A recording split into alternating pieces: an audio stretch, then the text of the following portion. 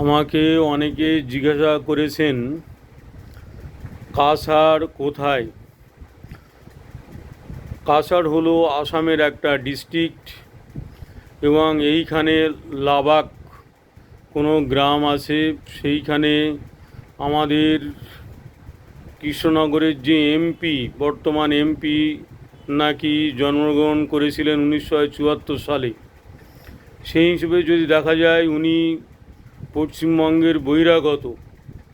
তাই আমি বলবো কৃষ্ণনগরে যারা আপনারা ওকে ভোট দিয়েছেন, বহিরাগত একজনকে ভোট দিয়েছেন কেন, এইটে আমাদের বোধগম্য হচ্ছে না।